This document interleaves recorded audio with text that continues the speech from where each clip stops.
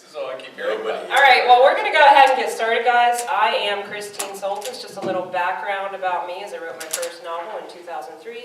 I've written 22 at this time. I published them myself through a company called SolsticeNightSky Productions that I run by myself at this time. Many of those works have a horror theme with your typical blood, guts, monsters, dead bodies, things like that. And oftentimes a writer will come up with an idea that just seems so cool, yet it's kind of absurd to you because you're like, wow, did I really just envision something that was so violent? Or you're like, why did that idea come to me? It's so graphic. It's something that, should we be thinking these things? But for anyone with an artistic brain, this is something that can be kind of common and is usually embraced by all of us. Today's panel will focus on the beginning of that initial idea and how exactly it is turned into a story. On this panel, we have McGhee and Tim Gross. Excellent pronunciation, by the way. Thank you. I was working on that. So what we're going to do is start with a little bio introduction. We'll start with Mord this time, and just tell us what kind of genre of works you write at this time. At this time, everything. So far, and I have a very bizarre story because my story sort of started out in a similar fashion. However, 20 years ago, I was writing landing stories in magazines, being paid a meager sum. If anyone knows anything about magazines, they typically pay a token or something very small when you're starting out. You might get 1/10 of a cent a word. Figure that out on a 3,000-page story. Not going to be that great. So, gave it up. Real life happened. Had children. Put everything away. Whole life fell apart. And about 6 years ago, I met someone, and she moved here from Texas, and we got married 2 years ago. She found something in my closet. Manuscripts. She said, "Why aren't you writing anymore? These are good." I come home from work one day, she's reading manuscripts. She said, "These are good, they're a little dated, they need editing, but they're a little good." Guess what the woman does for a living? She's an editor. Didn't connect to me at the time, so I married an editor who worked for the Dallas school districts. She did a whole bunch of different stuff. She takes it, she edits it, she sends it into a self-publishing thing, does it for me. Book comes out. 6 months later, I win Dan Poynter's Science Fiction Medal, which was a 2014 contest, and I came in second place out of all the different books. So I got a silver medal. All right, so cool, no big deal.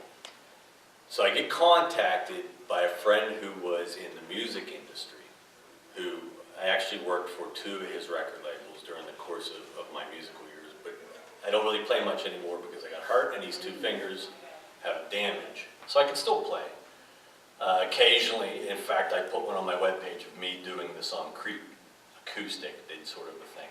And Sandy caught wind of it, and she kind of dug it, and she's been trying to convince me to do something more with the music. However, an editor who's a friend of his where he now works asked for the manuscript. Says, "Can we republish it? Can we pull it off of self-publishing?" I said, "Sure." He goes, "Look, we're just a small startup. We don't have much of anything, no big deal. We're not going to pay you a token. You'll just get paid whatever comes in." All right, cool. Everybody that writes, most people that write, unless your name is Stephen King, and as Stephen King puts it, the top 5% of every author you've ever heard in your entire life, all the way back from Shakespeare till now, can make a living off of writing. 5% of them, and that's it. So he's one of that 5%. From there, they signed me to a 3-book deal. So I came out with a second book after 10 years of research that was also in that closet about Jack the Ripper. My editor said, "Why don't you take the subject, run with your first book, change it into a science fiction novel." I think Jeremy may have read it last year, I hope. Or at least part of it, skimmed it. Yeah. And that led into further stuff. So after 3 books, they re-signed me for 2 more. An agent got wind. I started appearing in anthologies here and there. If you stop my table, there's a bunch of different anthologies. Again, pay is like $5 to be in this one, $10 to be in that one. It's a token, but it's a trade-off because it's something you love to do, something that means something. Advertising comes with it, but it doesn't come for free, as you well know. You have to work your butt off to get anybody to pay any attention. I was lucky enough, if any of these names, not name dropping, but name dropping in the manner that these people have actually publicly commented on my works. George Romero's son, Cameron. Yes. Made Met it. Cameron before Backpack Studios when he was in Cranberry. He has a massive blurb on my new book, which is called Ghosts of the Golden Triangle, and I it is see set that. in Pittsburgh. And it's a sequel to my first one that won the science fiction. So anyway, I write a young adult book. Out of the blue, I have this idea. It gets nominated for a Newbery, which anyone's ever That's heard awesome. of. That's a big deal. Didn't win, but it was nominated for a Newbery. Super cool. And it came in first, or as a finalist at Barnes & Noble's Silver Falchion Award this year.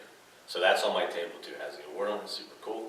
So now I'm kind of involved in a whole bunch of shit with a whole bunch of people. So what are the main genres of works that you write? I know you Everyone. said you do everyone. Just if you could just name a couple of them. Horror. The one I started out with was cyberpunk, which turned into horror. And then the third one was young adult fantasy. And, anyway, the other people with the fantasy. Stephen Bruce, if anyone's ever heard of Stephen Bruce, Brad Meltzer, Steve Altman, who made he's coming out with a movie this year called Meg. So, I've often been asked, why don't you stick in one genre? Because it's better to sell books. In the foreword of my young adult novel, I address that. Actually, not the foreword. The foreword was written by a guy named Lauren Coleman. And I say, I would rather write a book and let the people that look at it decide which genre it falls into, as opposed to setting out with a particular goal and wanting to write fantasy genre. As a result, it's a story about a little boy who sees lake monsters and a little blue sun in the sky, and his family's afraid he has cancer because that's the last thing his mother saw before she went into intensive care, was a little blue sun in the sky. So I don't know what genre that fits into. It has pirates, it has some really fun scenes with musical stuff, it has scary scenes with monsters, it has scenes that deal with when you get to a specialist. So you'd probably say this is kind of like a crossover fiction. It's like all over the place. Certainly. What we're going to do now is we're going to go ahead over to Tim Gross. Just start with a little bio introduction of yourself and what genre works you write or film. Well, to be honest, I mean, if you don't know me, it's your own fault.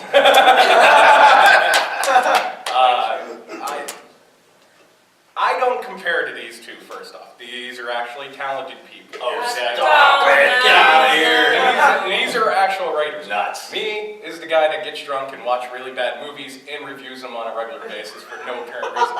But also, we can't forget, Steve Rudinsky walked in the room while we were here talking. Carousel, which is playing at 3 o'clock today. Make sure you go see it. No, it isn't. But to summarize it real quick, big fan of Chili Billy. With him, I was introduced to Creature from Black Lagoon.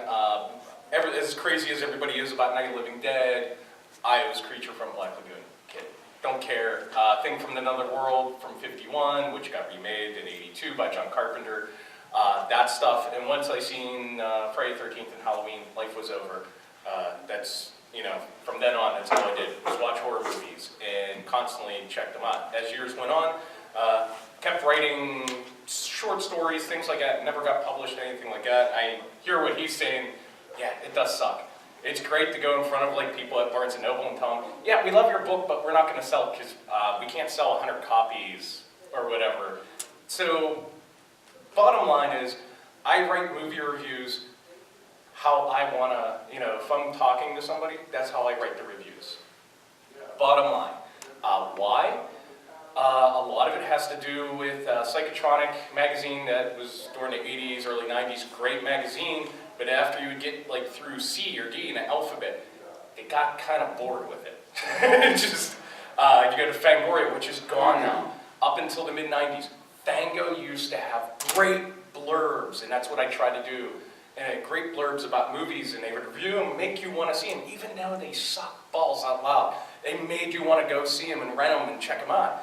Horror Hound, unless they're talking old school VHS, Horror Hound sucks a dick. Room Morgue, I love them. They might have some of the best writers I've ever seen in magazines, write great articles. Bottom line, they're Canadian. I have nothing against Canadian people, but for some reason, when you're reading the Rue Morgue magazine, it seems like they talk down to you as a reader. Doesn't matter you have a master's degree or 8th grade education. You feel like you're being talked down to, and you just want to read a review about, I don't know, Evil Dead the remake, and you feel like, okay, you've just been belittled, and you just shelled out $10 to read about the review. So with all that said, the person in my life that changed everything was Joe Bob Briggs. Once I seen him on the movie channel, and then later on in Monster Vision, something clicked in my head, and I started writing reviews for fun in the early 2000s. And I would email them out, and everybody was just like, you should start sending these out to people. So what happened about 2003, 2004, I literally printed up a book. Never do that at Kinko's. It cost you like $125. Oh my God. When I made my first book, and the first person had seen it was Joe Bob Briggs, and Joe Bob goes, okay, here's my address in New York, and it says John Bloom. For anybody that doesn't know, Joe Bob isn't his real name. It's John Bloom, valedictorian at Vanderbilt University, which nobody knows either. But the dude gave me and said, I love the book. He goes, the one thing that's different about your review book than everybody else's is your personality comes out in the reviews. You truly say what you mean about the reviews, or the movies, I should say. And he goes, even if it's crappy, you make me even want to watch the movie. So I took that, ran with it. How many years later, I'm on the 9th book now, which is more massacres, more sequels, and more beer. And it's funny because, these two famous people, which very talented, write brilliant works, great books, have been on many panels with Christine. As much as they sell stuff, I might not, again, like Mord was explaining, I don't make dick on these, but I do it for fun, I do it for peace of mind. But what's the really cool thing is I get to meet independent filmmakers like Steve, the guys from The Barn, people like that constantly send me stuff because they know I will give an honest opinion. But also, not only that... Who's that handsome fella? But not only that, my books, no matter what goes down, when I am completely old and cannot write anymore, and I have Yingling hooked up in an IV, I can say with every book, like this book just came out in September. I've maybe sold, I don't know, about 80 copies so far. Out of those 80 copies, I've already sold one in New Zealand, Norway, Japan, somewhere in the UK, Canada, and people are taking pictures of it on Facebook. They send it to me and say, hey, I just bought this during New Zealand, and it's that stuff is really cool. I know I will always have that above some other writers or some of the magazines that they claim they have all this. I'm just some guy that has a website for $26 a year, does a really crappy podcast, and for some reason my superpower is when I get really drunk, I can bring up random facts about Charles Band. And somehow I'm able to put that in writing and able to do it constantly. Have I written scripts or tried to write other stuff? Yes, I have. Has anybody seen it? Just for a point, a couple years ago, somebody screamed out when we did a short film contest here, make a short film. I made a short film called Undead Holocaust. And it was hilarious how many filmmakers that thought I couldn't do it came up to me and said, that is awesome. How did you do it? And as I always tell everybody, I found a record button. And that's how you get me. And like I said, these are the talented people. I'm just the crazy guy that throws everything off and just has fun with it. And that's the point of what I do. And why I That's write. not true. Yeah. I followed his stuff religiously on his webpage. I was writing for a magazine TV reviews, so I wasn't doing movie reviews, but this was the gentleman that I would read his reviews and kind of model my behavior over how I approach TV shows. And again, it's funny, part of the Cool reason stuff. I have Very my cool own stuff. website is the website before had a partner that I was working with. He kind of decided, hey, I don't want to do this anymore, and I took all my stuff out there. I was kind of glad I did. I'm not going to name names, but he shut it down, and I could never get back into it to get my stuff, which I was glad. But I've been kicked off other websites. I've been, not allowed to write for magazines, even though I submitted stuff. Basically, whether it's language, bottom line, I say what I mean. If I say your movie sucks, it truly sucks. Yeah. But I always believe in, while reviewing movies, anybody can write down, oh, your book sucks, your movie sucks, this sucks. It's harder to write something, write a good review and actually mean it, than just sit there and be like, ah, yeah, the movie blows. Even if I dislike the movie, I always make sure I plug the movie. I always make sure I sit there and try to point something out. This filmmaker is very passionate about the movie. They tried to do this, it didn't work. Life goes on. Maybe we'll see him later on in a couple of years, have something else. But the point is, it's too easy to bash stuff. And too many people use blogs and websites and everything else to do that these days. I try not to do that. But if it is that bad, yeah, I let them know. And the sad part is, I've only had 2 interactions in 15 years of somebody coming up to me and question what I've said about their movie. And soon as within 5 minutes after I explain to them why I think their movie sucks, here's my new movie, can you review this? And I've gained respect. But, I mean, you sit there and my name never comes up, but the thing is, I could go up to certain celebrities and they'll be like, you're Tim Gross, right? Yep. What you said about my movie? But that's the thing, you'll never read about me in other magazines and stuff like that because I've always stayed true to my word. I'm always independent. I refuse to bow down to people trying to tell you what to do. And that's why I say, as long as you're passionate about it, write, make movies, do whatever needs to be done. And that's why I said these people are talented. Now, Tim, what genres do you usually review? Is there mostly horror, independent horror films, especially no budget. I really kind of a niche there just because I like Polonia Brothers, John McBride, Steve Rudinsky again, just different people like that. Fun time films. Fun time films, yeah. I like the clown movie they just did because I want to get their next. That's him. So, he's one of the clowns. I want to check that out. Yeah, I was just looking to see how much it was yesterday before the convention. I enjoyed Fun Time. It's kind of really cool. But I also, right now, I've probably watched in the past 3 or 4 months 70 post-apocalyptic films. Kind of the obvious reasons what's going on. But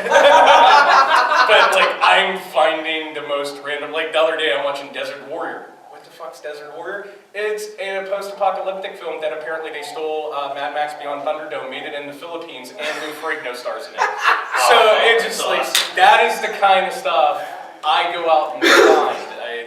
I do a lot of that every once in a while. I do Steven Seagal movies. Rucker you do a couple action ones? Yeah, Lego Batman movie, which is awesome, by the way. Anybody hasn't seen it? Best movie of the year so far. And Tim, you said before that you were writing some scripts before, yes. and things like Jagoff Massacre. Yes. What genre do those all fall into? Jagoff Massacre, I gotta say first off, Jagoff Massacre was mostly written by Daniel Boyd, but I would add in, he would I don't know how to make this scene work, so I would go, come up with ideas, and literally put it on paper real quick and give it to him, and we would go film. But mostly the scripts I have written are horror or zombie related. Undead Holocaust, again, was just a short film, literally based on, if anybody has seen John Carpenter's The Thing, of course. I literally took the scene of Kurt Russell's character, McCready, sitting there, recording himself, basically saying, we're all fucking screwed. I just want to make sure this is here. And literally, I took that scene, put it in a 7-minute movie, and called it Undead Holocaust, instead of calling it The Thing. Call it Undead Holocaust, put zombies in it, and that was the point of it, was if you watch it, you pick up on it right away, because even the desk is set up the way it is. There is J&B up on there, which apparently somebody didn't get the memo. You don't drink booze while you're trying to do lines. So they don't understand fake drinking in movies. They're like, Tim, we're halfway through the bottle, I'm watching the bottle go down, and it's 11 o'clock in the morning. He's like, Tim, I can't see the lines anymore. Because literally, I had a place where he had the script in front of him, and he's seeing 3 of the same line. Oh, no. And it's just okay. So I drank almost the other half of the bottle right there and then. It's okay, now you can't drink it anymore. And then we kept filming. We filmed the movie. But there's other stuff I've written. I've written fan fiction before it was fan fiction. And then I've written sequels to Friday the 13th, mainly just to improve Jason Takes Manhattan when I was a teenager. Stuff like that I did, but I never put that out there. I just like putting the reviews out there more than anything. Okay, very good. What we're going to do is we're going to go ahead and move on to the next question, since we're already into some of the works that you have done before. We're going to talk about a moment where you developed. Are you listening? Thumbs up. What are you thanks, doing there? Sorry, it was about Rutger Hauer. Yeah, Rutger Hauer. My favorite, For anybody who wants to see Bloody Heroes, YouTube it. One of the most underrated Rutger Hauer films Right, you'll ever right, see. right. Split Second. Split Second. Which you can't, Fucking awesome! and you can't find it anywhere. Yes, you can. Germany has Blu-ray of it. Well, you can't find it at half price. And the UK 88 Films just released it in the UK as well. Which- Yeah, with it yeah. being a London film, that makes total Which, sense. by the way, when I pulled out my DVD copy of Split Second, which apparently was a bad thing 2 or 3 years ago at Horror Realm, people started offering me money for it. Yeah, Because, yeah, the can't DVD, find it. yeah, the DVD doesn't exist. Can't find it. It's like $50 on it. Yeah, I pull out this snap case of Split Second, and people are like, "Here's 60 It has some of the best one-liners in that movie of all great. time. And out of print Dan probably has it somewhere. Yes, he does. Because it was mine. He said Rutger Hauer, I had to That's ask. all right, that's all right. We're going to go into the second question. So we just want kind of a vivid moment where you developed an idea that you were going to write, some sort of, like maybe even something that was disturbing. Just if you could just go through that moment where you had the idea and then you put it down. I don't know about idea of writing. Literally, the light bulb really clicked. Like I said, I was always, I admired Bill Cardell when he did Chiller Theater. For anybody who might not know, he was a local celebrity for many years. Great guy. I loved the way he explained B-movies. But the light bulb really went on the first time I seen Joe Bob Briggs. The way he broke down like Future Hunters with Robert Patrick, which again, another Filipino post-apocalyptic film. But just the way he broke stuff down and talk about car food, chainsaw food, the bulb went on, and I wanted to write. And the thing was, it started out as just writing the reviews as fun, but people loved the descriptions I was putting out there. And by then, that's basically how I got started. It's the only thing I could say, because I mean, horror movies have literally been my life since I was 3 years old, and I seen The Rug Monster, Creeping Terror, it's called, and Twisted Brain on Chilly Billy. Once I seen those 2 movies, it was over. Literally 3 years old, I knew what I wanted to do, even though I do other things, and I've always made the joke about, even when people are still not reading it, I won't care, I still gotta write it.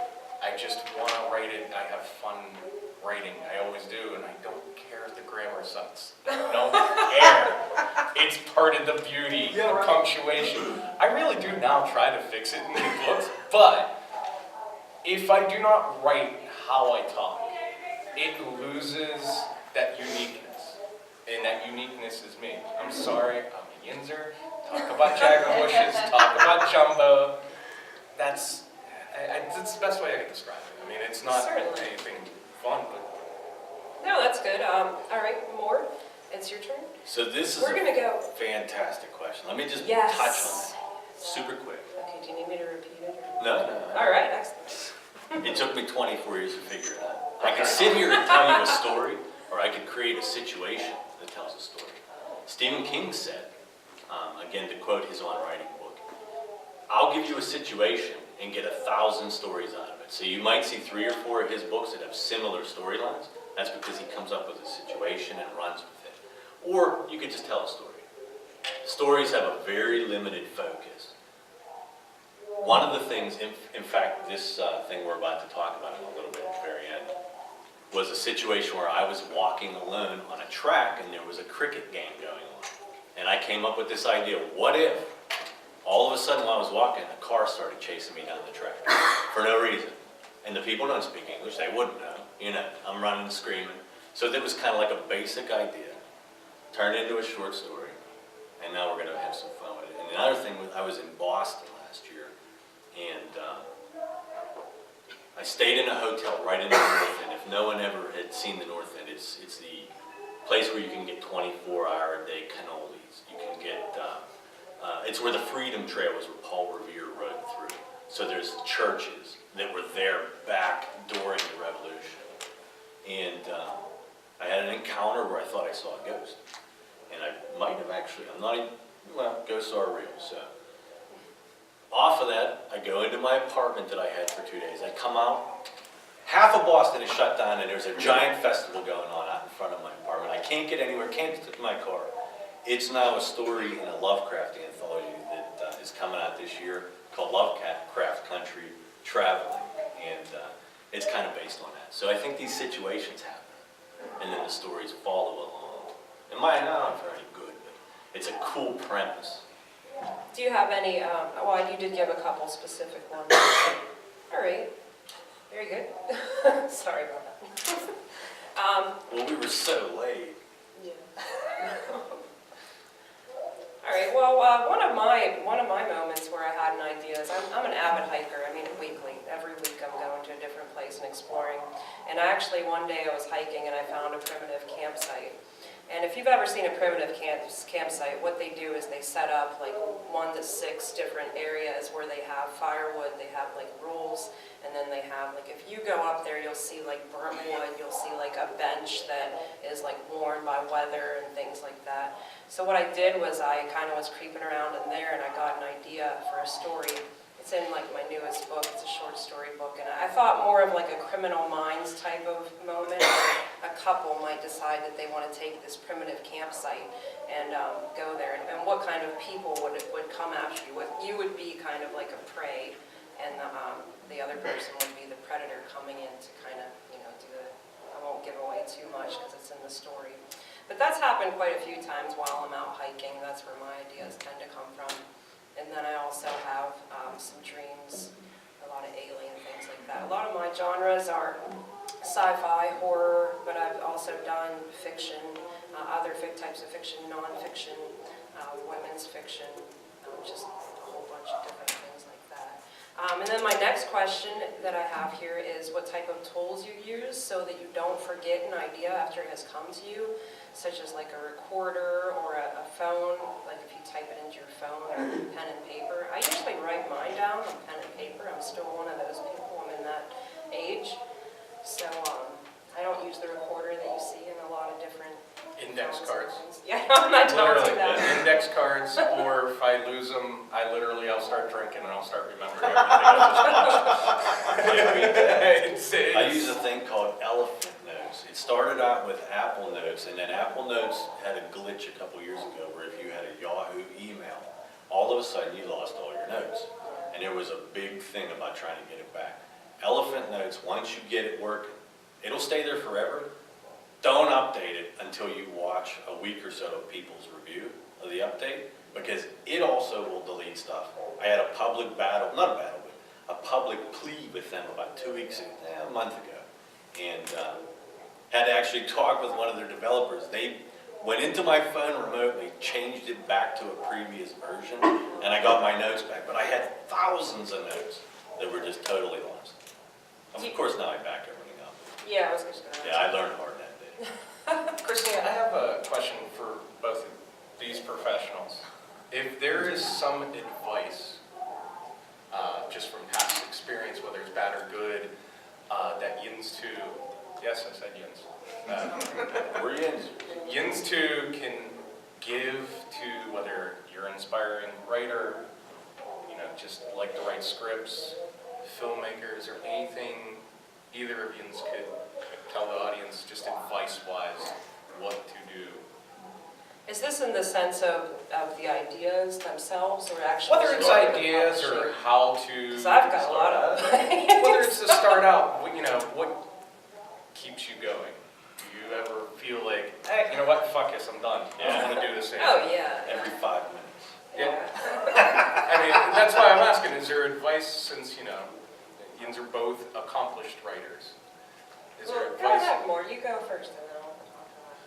The biggest advice is Write something down. Hand it out to everybody you love. Expect to never hear a word back. Expect to hear, get them to tell you the worst things you can possibly have. Get somebody to go online and tear the living crap out of you on a web page. Because you know what? It happens. Yeah. It doesn't matter whether you serve beer at a bar. It doesn't matter whether you make movies. It doesn't matter whether you interview people on panels. Somebody always has something negative in their heads, and about 50% of those people will be clear on letting other people know, and about 1% will be clear on letting you know. They won't tell you to your face. They'll go to outlets where it's more anonymous. IMDb, Amazon, Yes. Goodreads, any one of those type of things. And I know a lot of people call them trolls. Yes, there are trolls that want to evoke a reaction from you. Advice number 2, never react. Don't ever, ever, That's good ever, advice, yeah. ever. And the 7th rule of that is don't ever respond. Take it. If it's bullshit, you're going to know it's bullshit. Hey, I read this book. It's boring. It doesn't make any sense. And then there's 10 other reviews that are like, wow, that's a cool idea. So you can either go with, okay, cool idea. Always moving forward, looking for the next good one. Or do I get hung up on this one person and say, boy, this is bullshit. And you know, they probably didn't open the book. And that goes, unfortunately, that also goes for the publishing industry. Oh yeah, that's why I self-publish, just like Christine. But even so, it doesn't matter whether you, because everybody has some self-publishing, has some pro-publishing. You don't do this for a long time and just wake up and all of a sudden you are a bestseller with nothing. You have to get under some way, some shape or form. And huge names like Edgar Allan Poe, Herman Melville, these are self-published people. They were. People didn't pay attention. Another Even little 50 one. Shades of Grey was self-published. Same thing. H.P. Lovecraft, a guy hardly anyone knows about. Well, maybe we do now. But Yeah. while he was alive, almost nothing. Almost nothing. His friend, August Derleth, there was actually 7 friends, and almost everybody's recognizable now. Robert E. Howard killed himself with a shotgun. He was so depressed about stuff. Creator of the Conan series. Everybody knows the Conan series now. Was friends with H.P. Lovecraft. One person survived most of them, believed in his friends so much, he self-published them. And that's why we have H.P. Lovecraft today. That's why Cthulhu is out on every desk out there. That's why. Self-published. Sorry. No, that's fine, thank you very much. My advice would be to learn as much as you can, but don't spread yourself too thin. Because a lot of us, we will try to take on all the hats, because if you're in the artistic industry, you know that there are a lot of people that are going to say, I'll do this for you, I'll do this film, but they just don't get it done. So if you want things done, you come to find that you have to do everything yourself. So that makes you writer, producer, the person who's filming everything. And that will, even though it will make you better at a bunch of different things, it will take away time from your actual, if writing's your original passion, it will take away time from that. I'm not discouraging anyone from doing everything, but just don't lose yourself in the process of trying to be like everything. Do you know what I mean? And enjoy what you do. Doesn't matter. It's happening. Even if I Well, say, people, And you're right. even if I say your movie's bad, if you're enjoying what you're doing, yeah. go make another one. If the book that they write, I'm sure Christine and more people have said, hey, your book sucks. They're still writing them. They're passionate about it. As long as you're passionate, as long as you're enjoying doing what you do. There was a great analogy, if people don't mind me butting in, but there was Yes, a we do. there was a great analogy by a musician friend of mine who writes thousands of songs. He's just addicted to writing songs, and he writes thousands and thousands of them. And he said it's like running or exercising. When you first get up to do it, that first mile you run feels like a real pain. It's a real weight. It's terrible. Once you've run that mile 10 times, 15 times, whatever it is, you can run a mile without even thinking about it. You can run 10 miles. You can run 15 miles. And I find any creative endeavor, whether it's music, whether it's writing, whether it's script writing, whether it's acting, whatever it is, the first 10 things you write are going to be awful. They're going to be terrible. But the more times you do it, the better it gets, the better it gets, the better it gets, because the brain is a muscle in that way, and you have to exercise it, you have to flex it, and you have to keep doing it. And too many people, I think, want that first thing they do to be Citizen Kane or pick whatever. That's quite true, yeah, that's. Yeah, believe me, I am the perfect example of people saying, you can't do what you want to do.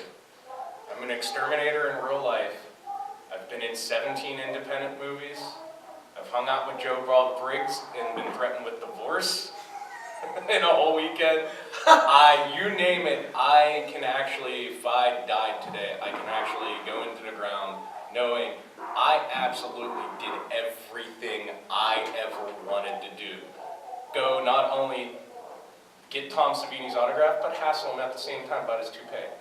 I can honestly say I have done everything I've always wanted to do. Be in a horror movie, write a horror movie, make a movie, write a book, hang out with people that are actually talented writers, that kind of thing. I can say I've done everything. And I was being told early on, you can't do that. Why not? Yeah. I have my own t-shirts. Come on. You are on my chest, sir. I do want to mention that Mord has Bigfoot socks on, and this is amazing. True story. Absolutely true story. I don't know if I can be flexible. He doesn't exist. It looks just like brown socks. Good point. Kind of a ball. I just want to elaborate for a minute on what I mean by spread yourself too thin. Me personally, I add so many things on that it takes away from my writing. So I don't want to say don't, do a bunch of different things. It's just that when you're adding on, like, you've got 2 jobs, 2 volunteer organizations, and you're trying to do your arts, something is sacrificed in that moment. Yeah. So if you want to, keep doing. And by the way, I think Christine is talented enough, she just thinks up an idea and literally I'll see her 2 weeks from now and there'll be 2 books in front of her. That is true. She is able to poof, they're there. It's that. And it's almost harder now with the internet and social media and self-publishing and all the other things that are available out there to the artist, is that you have your day job, right? You have your family life and all the things you're talking about. You maybe do a volunteer organization or whatever it is. Then you have your art. And then post your art, you have, how do I get my art out there? How do I market my art? How much time do I spend on Twitter, Facebook, Instagram, whatever it is, promoting that stuff? How many conventions do I go to? All of a sudden, your art isn't just the 3rd thing on the list. It's become the 3rd, 4th, 5th, 6th, 7th. It's become this whole thing. And I think not only do you have to compartmentalize your life so that the art fits into your life, you almost have to compartmentalize then what you do with the art afterwards, and realize that while putting all your energy into marketing it can seem like a great idea, it can also be a complete killer of inspiration and a complete killer of ambition. Because if you don't get those 100 clicks or you don't get those 50 likes or whatever, it can really bring people down. And you have to completely ignore that and just keep creating. But John, you could always remedy that with porn. Oh yeah, no, I know. Dude, I know. So just real quick, I know a lot of we already lost Steve, and he was one of the people waiting to hear it. It was supposed to be at the end.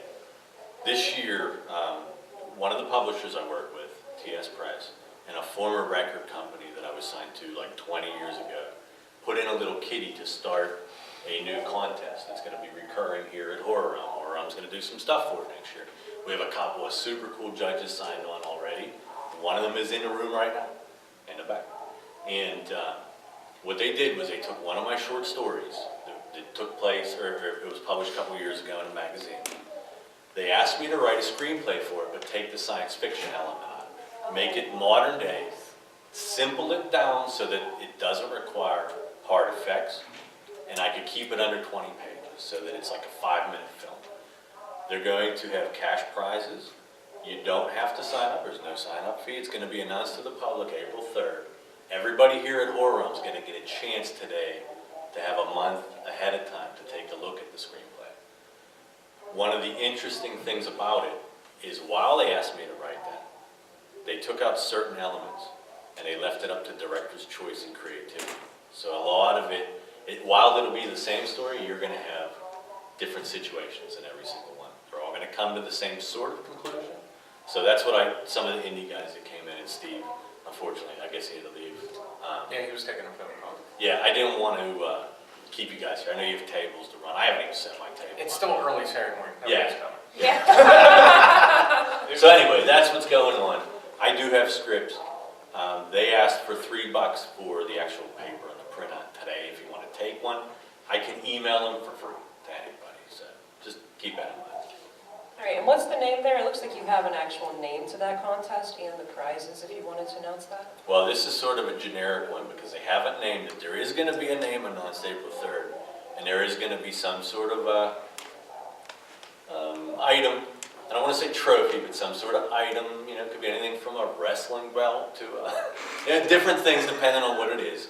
Bigfoot Something like that. One big. And it'll have an actual name. So far, they're up to about $500 worth of prizes, and you don't have to do anything but come up with about 10 minutes of short film. The deadline's going to be October 1st. It's going to be announced on Halloween. Horror Realm next year is going to do something nice for it. So it'll be pretty cool. There might be shirts. There might be all kinds of stuff. The judges, besides Mike, I have 2 or 3 people who are probably names everybody would know, especially if you watch TV. And they may be involved in the judging too. So it'll be pretty cool once it comes out. And I know I told Jeremy, I wasn't going to tell anyone, but one of the characters was sort of written in the screenplay version, envisioning him. Just as the way he looks, which is funny. But No, that's good, because you know you've got a new acting role coming There up. we go. Very. I don't know if it's the most flattering role, but I had you in mind. I'll take it. Is on he a this villain? one. He's a creepy man in all ways. Oh. Mic drop on that. Karma. Well, now that the panel's got somehow awkward and it wasn't me. There you go. We just have a few more questions, and then if the audience has any questions, that would be wonderful. So I kind of just want to see, we'll start with Tim again. Is there a certain place that you go for ideas? Honestly, Like a certain shop or anything like that, or outside, or? no, but you know, there are just a lot of times, and it's funny, as much as I watch movies and I'll sit there, I come up with a lot of random stuff that even to either incorporate in a review or write into the script that no one may never see. I'll sit outside on my front porch when it's really quiet and I'll have a TV on, a radio on, anything like that. Just sitting there, not even have a beer in my hand, surprisingly. But literally just sit there and listen to outside. You know, if I'm somewhere, like if I'm working and I'm in the middle of nowhere, get out of the truck, walk into the woods, and you'd be amazed just what you come up with just, you know, walking for 10 minutes. And, you know, not blocking out the world, but just, you know, enjoying living on this earth. You'd be surprised what pops in your head. That's Excellent, Tim. Definitely excellent. Mort? I do, but it's never a set thing. If I'm writing a book about something in Pittsburgh, I go out of my way to spend days people watching in the city. You'll see me riding the subway for no reason, going into town, eating lunch, sometimes hanging out with the homeless in front of churches, just watching people, listening to what they say, how they react. I have one ritual when I finish a manuscript and it's accepted by a publisher the last time, because in the non-self-published world, typically you write 10 to 20 edited rewrites.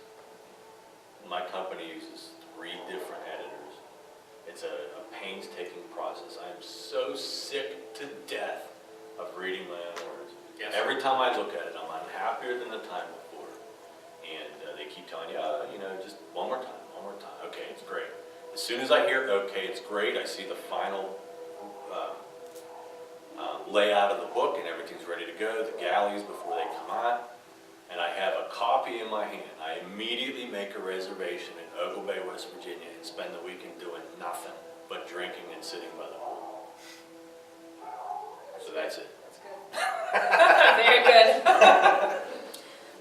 I like to go hiking for my ideas, as I said before, but I also like to travel. Like I've seen about 42 states and a couple countries, so what I want to do is when I write a story, I want to actually know what that place looks like. I can research that to death, but actually being there, I now have that expertise of what everything looks like. For example, I just saw alligators. What? How it smells. Yeah, How it feels. exactly, It's true. exactly. It's The true. energy, I was just in Everything. New Orleans for Halloween, and the energy there, and then I also got to go to a swamp, and I saw alligators living in their own kind of environment, so things like that were pretty cool, and I feel like they help expand the idea process as well. And my very last question is for us, if we have any tips for you guys to allow your inner ideas kind of flourish onto paper. And my tip would be just to experience as much as you can. You know, if you do like to travel, if you do like to go for that hike, you want to go see a waterfall or things like that, that's kind of like the best thing for me, being able to have seen those places, not just research them and not just look at pictures. To stand under the waterfall instead of just looking at a picture of that waterfall. To actually hike there in the mud and get there. You know the steps of how things are playing out, and that scene is created by actually physically being there. So that's my tip. We'll go ahead with more. Rephrase it one more time. Any sort of tips for others on how to allow their inner ideas flourish onto paper? Any sort of tips? Why don't you do that one first? Because that's I sort of kind of covered the tips on how to get started. Yeah, I was going to say. I want to hear your thoughts on that. Well, I was going to say mine. No, we're not wrapping up. No, go ahead. Okay, We're on the just last about question. finished. But no, honestly, from the aspect I take it from just mainly reviewing movies, to filmmakers, understand, there's 99.9% chance you're not the next George Romero, John Carpenter, so get it out of your mind right now. And understand, your movie can suck. That doesn't mean you shouldn't keep making movies. And go back to, as long as you're passionate about it, you have fun with it. You don't know how many filmmakers have told me they don't have fun making movies, and my next response is, don't make it then. If you're not doing that, if you're not having fun, and you're not passionate about it, I don't know why you're doing it. There is a minute chance your movie can be something. But the sad part is, I literally can look into the room right now and see two guys in the past year that have actually done something that has become something. The Barn and Carousel. Rudinsky's that's like his lifetime work of like 12, 13 years of filmmaking. He finally hit it on the head, and he's made 10, 12 films. The Barn, they just found a way to get everything together in one movie and make it amazing. Yes, you can get lucky, because here's the problem those guys got to face now. How do you follow that up? They may never do that. But again, go back to just be passionate. Just have fun with it. If you're not, don't make the movie, because it's going to suck. So Quite true. that's the best way to do it. All right, I have an Very answer. true. And it has to do with these two right now. If you're going to write, read everything Yes. you possibly can in every genre. Listen to voices. You don't know how many review books I have read in my lifetime and how many magazines I have read. I mean, we went over it early on. Just, it's a combination of a lot of that stuff. Like I said, again, it's easy to write a bad review. It's even harder to write a good review for a mediocre movie. Sure. If you're able to do that, you're going to go somewhere. So, I mean, it's And just, if you're making movies, if you're making. watch movies. Yes. I mean, watch it's, TV shows. and it's no different when they're coming up with ideas to write stories and things like that. Have fun with it. Be passionate about it. It's the way you're gonna be able to do it. Cool. Don't do it for the money. You're doing it Because for the wrong that's reason. not gonna happen, no, I'm kidding. Does the audience have any questions? We only have a couple more minutes. Yeah, we're getting kicked out. Yeah, we're getting booed. Anybody?